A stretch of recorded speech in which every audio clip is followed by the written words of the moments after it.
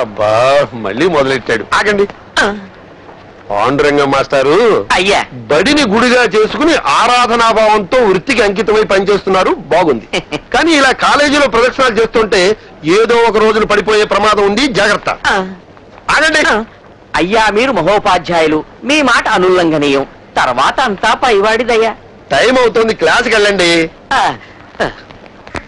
ఇలా కర్వాటుడొకండు ఓరి త్రాసుడా, ఓరి దుర్మార్గుడా, ఓరి మీ అమ్మ కడుపులు మాడా, ఇలా కొట్టి చంపుతున్నారేంట్రా? దొరికితే నీ మాట తీస్తారు. అసలు ఆ ప్రిన్సిపాల్ గారికి నీకు ఏం తెలిసి వచ్చిందిరా? నేను ఇలా ఎందుకు ప్రశ్నలు చేస్తున్నాను? ఇదంతా నా కర్మ. ఉమ్మడి మధ్యలో రా కొండల అడ్డంగా.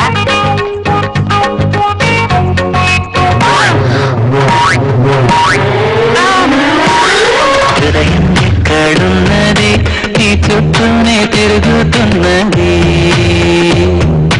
అందమైన అబద్ధం ఆడుతున్న వయసే నాలో విరహం పెంచుతున్నది. నన్ను క్షమించండి, చూసుకోకుండా మీ పైన పడ్డాను.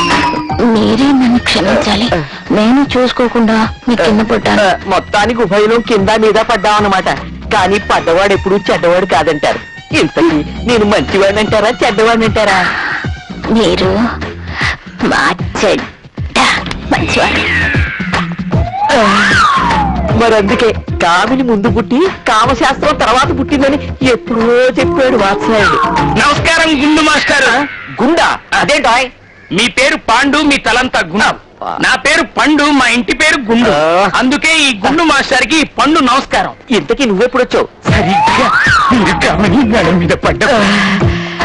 అసలు ఆ కామిని మీద పడ్డమనేది ఓ అనిర్వచనీయమైన అనుభూతి. అందుకే ఈ విషయం కాలేజీ మొత్తం టామ్ టామ్ చేస్తా. బాబు నువ్వు చూసింది చూసినట్టు మర్చిపో. ఇందా 100. ఏంటండి నోటు చేతిలో పెట్టి నోరు ఇప్పనివ్వరు కదా.